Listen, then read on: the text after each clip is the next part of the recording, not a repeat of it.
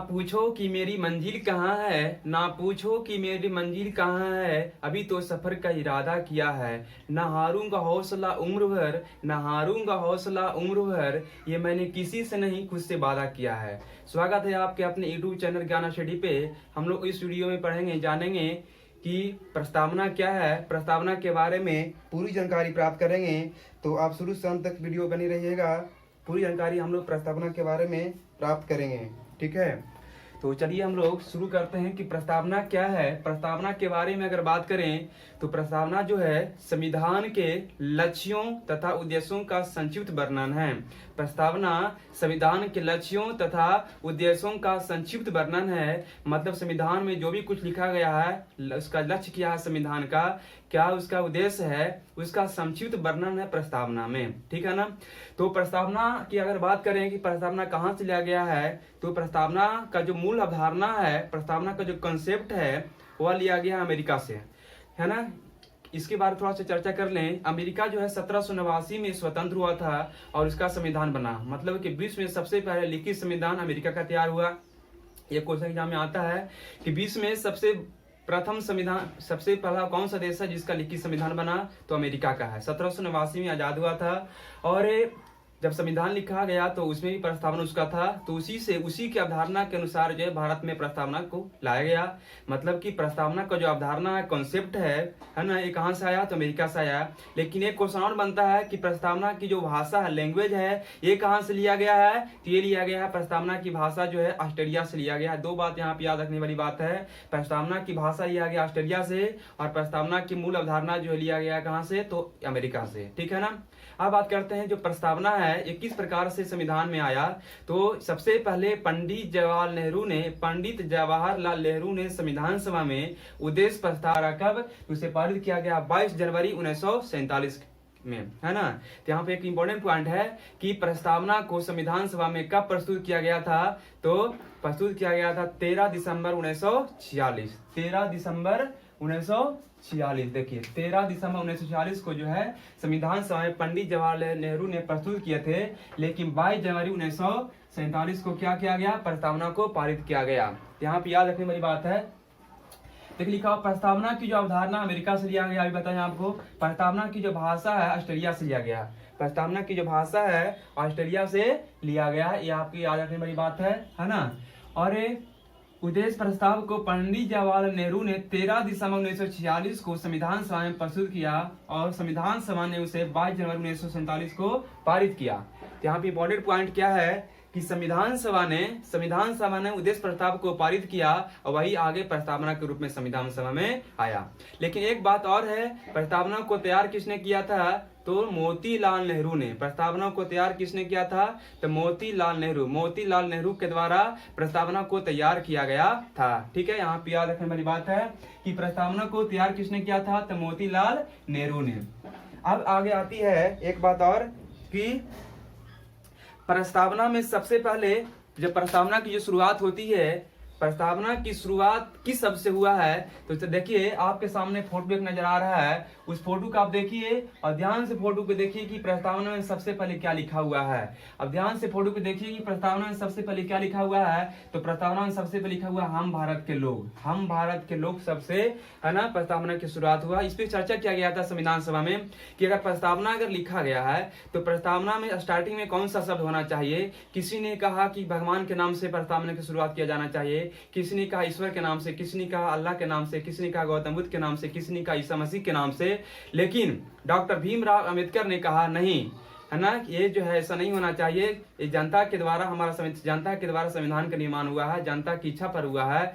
तो प्रस्तावना का जो शुरुआत में होगा लाइन, वह इस प्रकार से हम भारत के लोग के द्वारा होगा, है ना। तो प्रस्तावना के बारे में विशेष चर्चा किया गया था और स्टार्टिंग की लाइन के लिए बहुत चर्चा किया गया था। तो वहीं पर से सबसे पहले यहाँ चर्चा किया गया कि नहीं, प्रस्तावना में जो लाइन होना चाहिए स्टार्टिंग में, हम भारत के लोग होना चाहिए। तो डॉक्टर भीमराव अंबेडकर के अनुसार, ओके। तो प्रस्तावना की जो शुरुआत होती है हम भारत के लोग, याद रखेंगे हम भारत के लोग शब्द से प्रस्तावना की शुरुआत होती है। और जो अंत होता है प्रस्तावना के नीचे, देखिए आप ध्यान से देखिए, सबसे नीचे लिखा हुआ है क्या, इस शब्द लिखा हुआ है प्रस्तावना के संविधान सभा में। प्रस्तावना को संविधान सभा में 26 नवंबर 1949 को अंगीकृत, अधिनियमित और आत्मर्पित किया गया।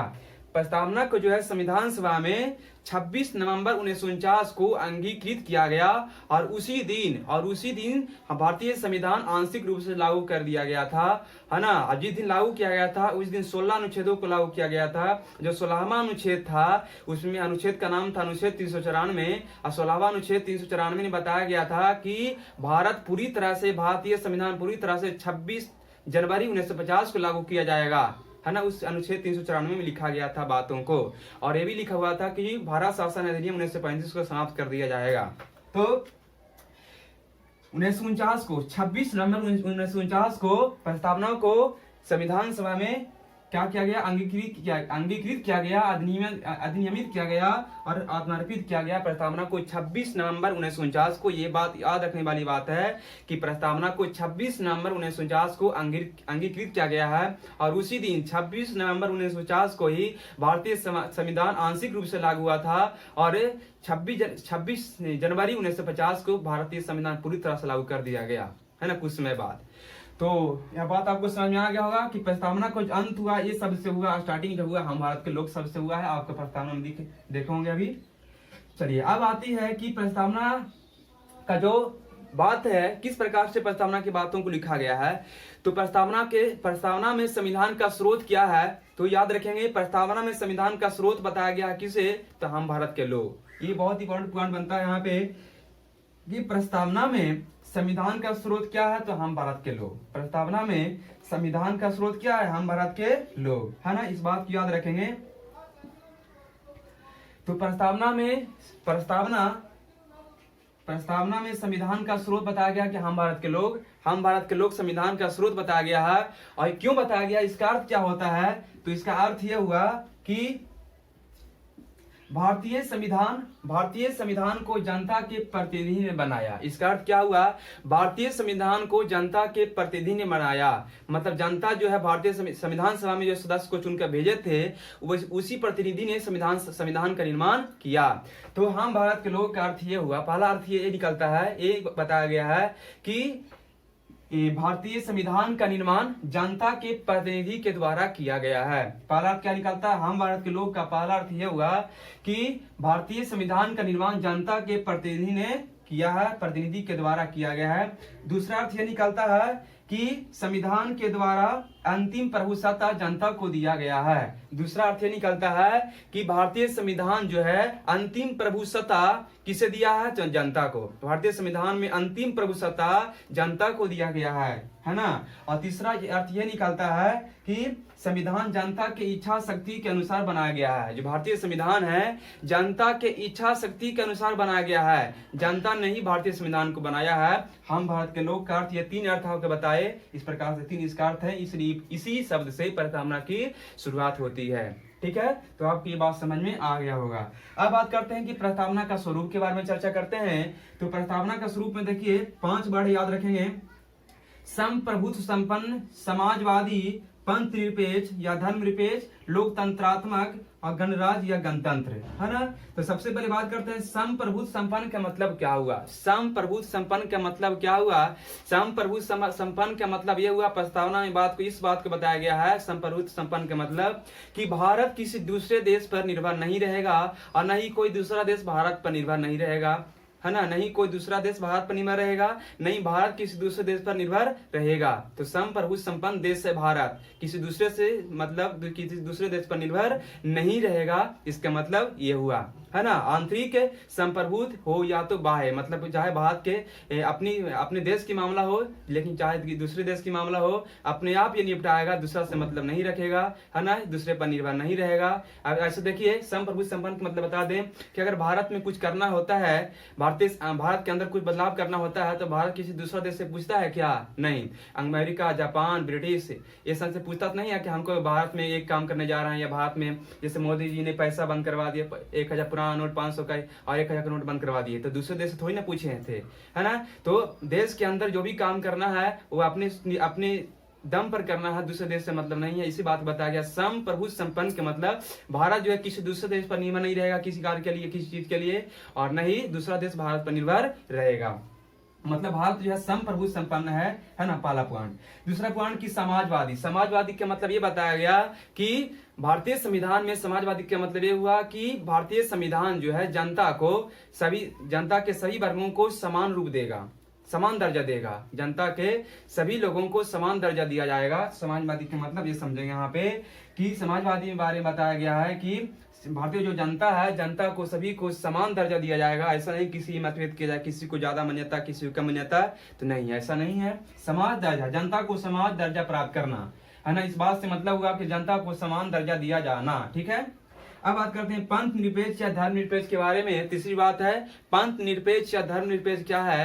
तो पंथ निरपेक्ष धर्म निरपेक्ष के मतलब हुआ ये हुआ कि भारतीय संविधान में किसी खास धर्म का उल्लेख नहीं किया गया है, किसी खास धर्म को मान्यता नहीं दिया गया है। मतलब कि संविधान में सभी धर्मों को मान्यता दिया गया है। भारत का कोई अपना धर्म नहीं है, राष्ट्र का कोई अपना धर्म नहीं है ना। तो इसका मतलब यह हुआ कि भारतीय संविधान में क्या कोई अपना धर्म नहीं है, किसी भी धर्म को कोई व्यक्ति अपना सकता है, कोई भी धर्म रहे उससे कोई मतलब नहीं है, सबका वैल्यू समान है ना। तो भारतीय संविधान में बताया गया कि सभी धर्मों का मान समान है, कोई अपना धर्म नहीं है, सनातन धर्म है। भारत में कैसे धर्म है, तो सनातन धर्म है, मतलब कोई अपना धर्म नहीं है। तो पंथ निरपेक्ष धर्म निरपेक्ष का मतलब यह याद रखेंगे कि इसका मतलब कोई अपना धर्म नहीं है, भारत सभी धर्मों को मानता है। भारतीय संविधान में सभी धर्मों को समान मान्यता दिया गया है। ठीक है, अब बात करते हैं लोकतंत्रात्मक। लोकतंत्रात्मक का मतलब क्या हुआ कि भारतीय संविधान का जो शक्ति है जनता के हाथ में निहित है। ऐसे बात करें लोकतंत्र के बारे में आप एक डिफिनेशन आपको याद होगा अब्राहम लिंकन का कि क्या है लोकतंत्र क्या है, तो जनता के द्वारा चुने गए प्रति जनता का ही शासन है, जनता का ही शासन मतलब जनता का ही शक्ति है। तो लोकतंत्र में जनता का शक्ति होता है, जनता का अधिकार होता है। तो इस बात को याद रखेंगे कि लोकतंत्रात्मक मतलब कि भारतीय संविधान में जनता की शक्ति है, जनता को शक्ति दिया गया है, जनता का अधिकार दिया गया है ना लोकतंत्रात्मक में। ऐसे लोकतंत्र के बारे में बात करें तो लोकतंत्र दो प्रकार का होता है, प्रत्यक्ष लोकतंत्र और अप्रत्यक्ष लोकतंत्र। प्रत्यक्ष लोकतंत्र में क्या होता है कि जनता अपनी शक्ति का प्रयोग सीधे करता है, प्रत्यक्ष रूप से करता है। लेकिन अप्रत्यक्ष लोकतंत्र में क्या होता है कि जनता अपनी शक्ति का प्रयोग सीधे नहीं कर पाता है, अप्रत्यक्ष रूप से करता है। मतलब जनता के द्वारा प्रतिनिधि को चुना जाता है और प्रतिनिधि जो है शक्ति का अपना यूज करता है, प्रयोग करता है ना। तो अप्रत्यक्ष लोकतंत्र में जनता के द्वारा चुने गए प्रतिनिधि के द्वारा शासन किया जाता है। तो लोकतंत्रात्मक एक बात याद रखेंगे, भारत में जो है अप्रत्यक्ष लोकतंत्र है, भारत में अप्रत्यक्ष लोकतंत्र है, प्रतिनिधियात्मक लोकतंत्र है ना। तो लोकतंत्र मतलब भारत का जो शक्ति है संविधान का वो जनता में निहित है, इसका मतलब ये समझेंगे। एक है पांचवा पॉइंट है आपका गणराज्य या गणतंत्र। गणराज्य या गणतंत्र का मतलब बताएं आपको कि भारत में वंशानुगत शासन नहीं चलेगा।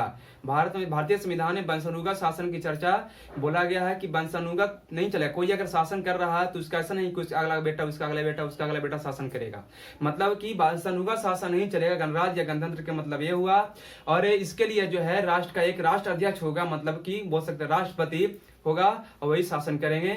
ऐसे राष्ट्रपति का निर्वाचन जो है जनता के द्वारा अप्रत्यक्ष रूप से किया जाता है, अप्रत्यक्ष रूप से राष्ट्रपति का निर्वाचन किया जाता है। और ऐसे राष्ट्रपति का कार्यकाल जो होता है 5 वर्षों का होता है और राष्ट्रपति 5 वर्ष के पहले भी जो है अपना त्यागपत्र उपराष्ट्रपति को दे सकते हैं। तो इस प्रकार से हम इसकी चर्चा राष्ट्रपति के बारे में ऐसे वीडियो में करेंगे। यहाँ पे इंट्रोडक्शन के टाइप दी है, तो इसके बारे में याद रखेंगे। गणराज्य गणतंत्र का मतलब हुआ कि वंशानुगत शासन व्यवस्था नहीं चलेगा, है ना। अब बात करते हैं प्रस्तावना के उद्देश्य के बारे में। प्रस्तावना का उद्देश्य क्या है, प्रस्तावना में जो बातों को लिखा गया उसका उद्देश्य क्या है, तो बता दें आपको कि प्रस्तावना का उद्देश्य क्या है। तो पहला उद्देश्य न्याय, जनता को न्याय दिलवाना। तो न्याय जो है प्रस्तावना के 3 न्याय की चर्चा किया गया, याद रखेंगे। प्रस्तावना में 3 न्याय की चर्चा किया गया है, सामाजिक न्याय, आर्थिक न्याय तथा राजनीतिक न्याय। इसका क्रम याद रखेंगे।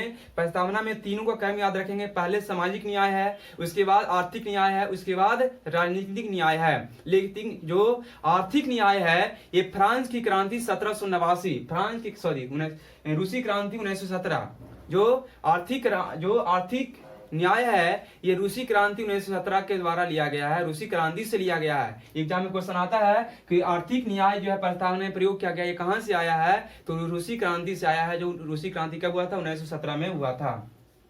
अब बात करते हैं स्वतंत्रता। प्रस्तावना में 5 स्वतंत्रता की चर्चा किया गया है। विचार मतलब किसी को अपने विचार करने की स्वतंत्रता है। अभिव्यक्ति बोलने की स्वतंत्रता, विश्वास करने की स्वतंत्रता, धर्म की स्वतंत्रता कि कोई व्यक्ति किसी भी धर्म को अपना सकता है, उसके स्वतंत्र है। कोई व्यक्ति अगर हिंदू धर्म में जन्म हुआ है, वो ईसाई धर्म, सिख धर्म, जैन धर्म, किसी भी धर्म को, बौद्ध धर्म, किसी भी धर्म को अपना सकता है। ये इस प्रस्तावना में स्पष्ट बता दिया गया है कि उसके लिए वह स्वतंत्र है ना। उपासना, धर्म उपासना, किसी को अगर उपास करना है, उपासना करना हो, उसके लिए स्वतंत्र है। ऐसा नहीं कि उसे नहीं, वैसा नहीं करना है। तो ये सब बातों प्रस्तावना ने 5 स्वतंत्रता की चर्चा किया गया है। याद रखेंगे 5 स्वतंत्रता क्या है? विचार, अभिव्यक्ति, विश्वास, धर्म, उपासना। विचार, अभिव्यक्ति, विश्वास, धर्म तथा उपासना, 5 स्वतंत्रता की चर्चा किया गया है। और प्रस्तावना में 2 समानता की चर्चा किया गया है। 2 समानता यानी 2 समता का चर्चा किया गया है। वह 2 क्या है? एक है अवसर तथा दूसरा है प्रतिष्ठा तथा अवसर। एक है प्रतिष्ठा तथा दूसरा अवसर। याद रखेंगे प्रस्तावना में कितनी समानता की चर्चा किया गया है? तो 2 समानता की चर्चा किया गया है, एक प्रतिष्ठा तथा दूसरा अवसर। ठीक है। और ये चौथा जो है आपका उद्देश्य जो है व्यक्ति की गरिमा को दर्शाना।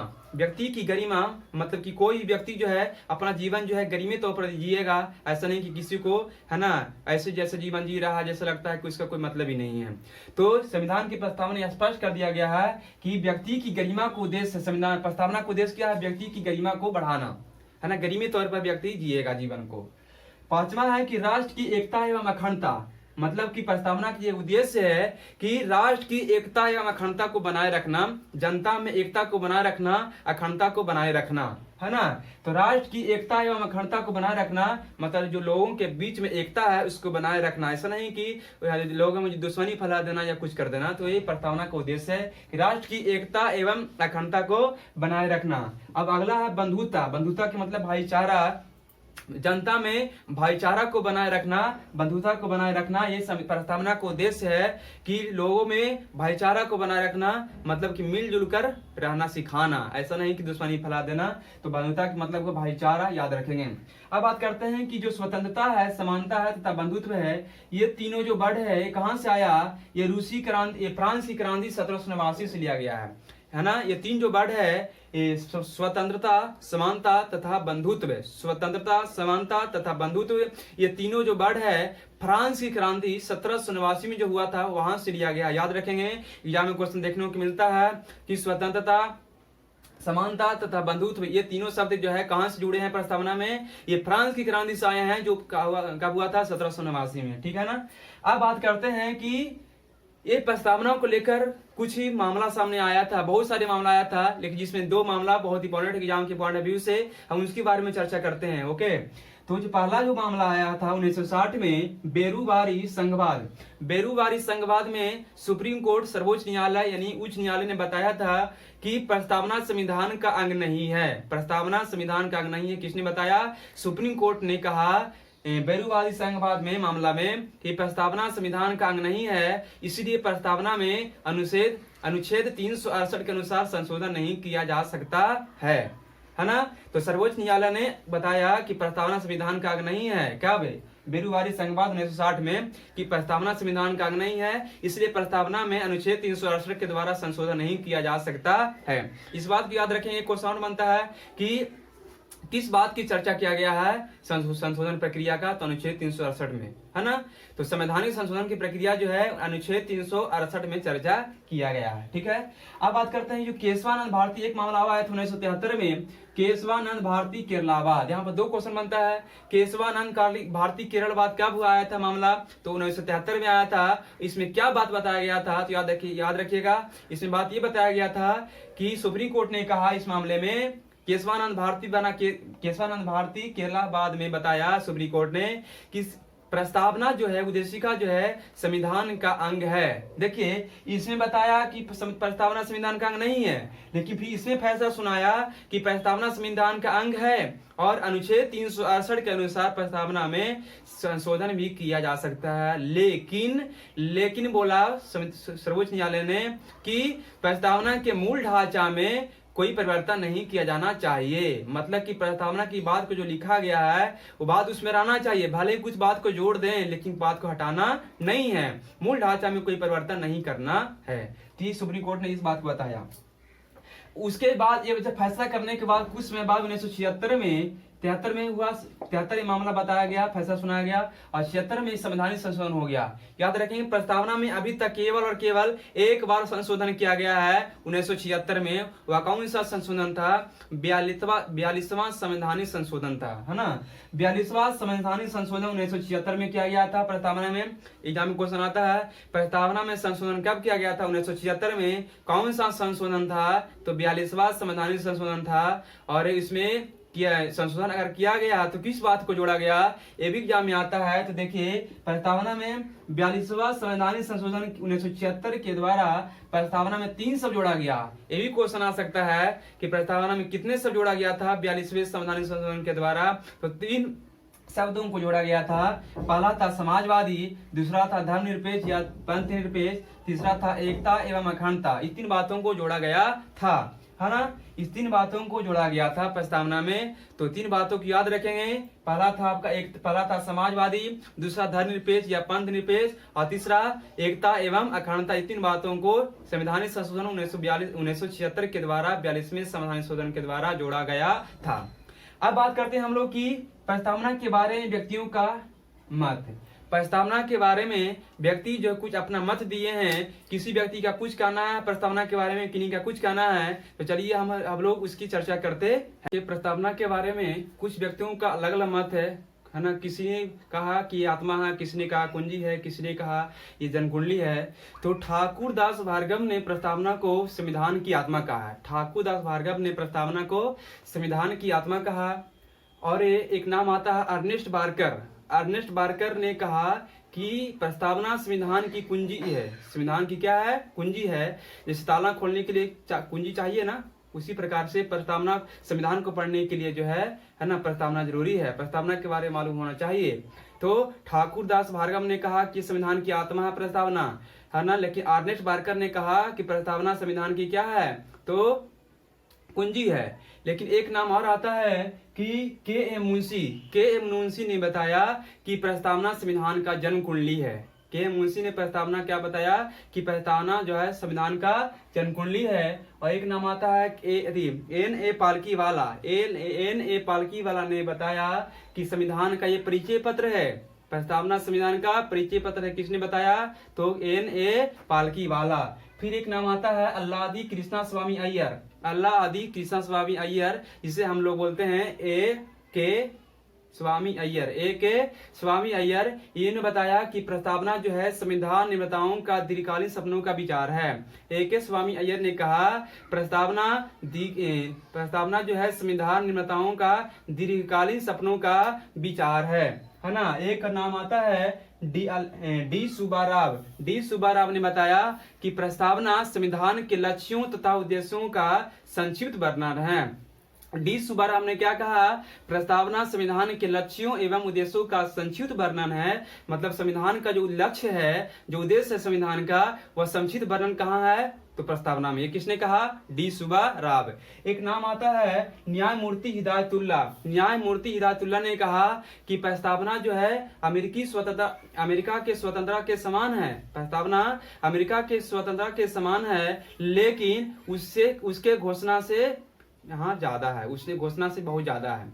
मतलब कि अमेरिका के संविधान के प्रस्तावना में बताया गया है बातों को, उससे ज्यादा जो है भारतीय संविधान के प्रस्तावना में बताया गया है। इसका मतलब ये कौन बताए? तो ये बात को बताए हैं न्यायमूर्ति हिदायतुल्लाह ने कि भारतीय प्रस्तावना अमेरिका के स्वतंत्रता के समान है, किंतु अमेरिका की स्वतंत्रता के घोषणा से भी ज्यादा है। ये किसने कहा? तो न्यायमूर्ति हिदायतुल्लाह ने कहा। ठीक है। और एक बात और कि डॉक्टर भीमराव अम्बेडकर ने जो है संविधान की आत्मा किसे कहा है? डॉक्टर भीमराव अम्बेडकर संविधान की आत्मा कहा है अनुच्छेद 32 को। और अनुच्छेद 32 में चर्चा किसकी है? संवैधानिक उपचारों का अधिकार। यहाँ पे क्वेश्चन 2 तरह से हो सकता है, ऑप्शन के आधार पर डिपेंड करता है। अगर आपके क्वेश्चन रहे कि संविधान का आत्मा किसे कहा जाता है, तो आंसर अगर ऑप्शन रहेगा प्रस्तावना, तो प्रस्तावना आंसर हो जाएगा। लेकिन अगर प्रस्तावना नहीं रहेगा, अनुच्छेद में ऑप्शन रहेगा अनुच्छेद 32, अनुच्छेद 33, अनुच्छेद 34, अनुच्छेद 35, अनुच्छेद 36, तो आंसर होगा अनुच्छेद 32। लेकिन ऑप्शन अगर दूसरा तरह में रहेगा कि मूल अधिकार या मूल कर्तव्य या एक रहेगा संवैधानिक उपचारों का अधिकार। तो आंसर क्या होगा? संवैधानिक उपचारों का अधिकार, क्योंकि अनुच्छेद 32 में ही चर्चा किया गया है संवैधानिक उपचारों का अधिकार को। तो इस बात को हम लोग याद रखेंगे कि डॉक्टर भीमराव अंबेडकर ने संविधान की आत्मा किसे कहा? अनुच्छेद 32 को। और अनुच्छेद 32 में चर्चा क्या है? संवैधानिक उपचारों का चर्चा है। चलिए हम इसे एक और देख लेते हैं। ठाकुरदास भार्गव ने संविधान की आत्मा किसे कहा? तो प्रस्तावना को। ठाकुरदास भार्गव ने कहा कि प्रस्तावना संविधान की आत्मा है। अर्नेस्ट बार्कर ने कहा कि संविधान की कुंजी है प्रस्तावना। के मुंशी ने बताया कि प्रस्तावना संविधान का जन्म कुंडली है। एन ए पालकीवाला ने कहा कि प्रस्तावना संविधान का परिचय पत्र है। एन ए पालकीवाला ने कहा प्रस्तावना संविधान का परिचय पत्र है। फिर बोला एक नाम आया अल्लादी कृष्णा स्वामी अय्यर, इसको बोलते हैं ए के स्वामी अय्यर। एस अल्लादी के से कृष्णा स्वामी अय्यर ने कहा कि प्रस्तावना जो है संविधान के प्रस्तावना संविधान निर्माताओं का दीर्घकालीन सपनों का विचार है। जो संविधान निर्माण कर रहे थे उनके दीर्घकालीन लंबे सपनों का विचार है ना। ये किसने कहा? तो अल्लादी कृष्ण स्वामी अय्यर ने। एक नाम आता है डी सुब्बाराव। डी सुब्बाराव ने बताया कि प्रस्तावना संविधान के लक्ष्यों एवं उद्देश्यों का समुचित वर्णन है। प्रस्तावना संविधान के लक्ष्यों एवं उद्देश्यों का समुचित वर्णन किसने कहा? तो डी सुब्बाराव ने। एक नाम आता है न्यायमूर्ति हिदायतुल्लाह ने कहा कि भारतीय प्रस्तावना अमेरिका की स्वतंत्रता के समान है, किंतु अमेरिका की स्वतंत्रता की घोषणा से भी ज्यादा है। जितना स्वतंत्रता में बताया गया अमेरिका में, उससे ज्यादा घोषणा भारतीय संविधान में बताया गया है। फिर एक डॉक्टर भीमराव अंबेडकर ने संविधान की आत्मा किसे कहा? अनुच्छेद 32 को कहा। और अनुच्छेद 32 में चर्चा क्या है? संवैधानिक उपचारों का अधिकार। तो दोनों आंसर आपका सही है, इस बात को याद रखेंगे।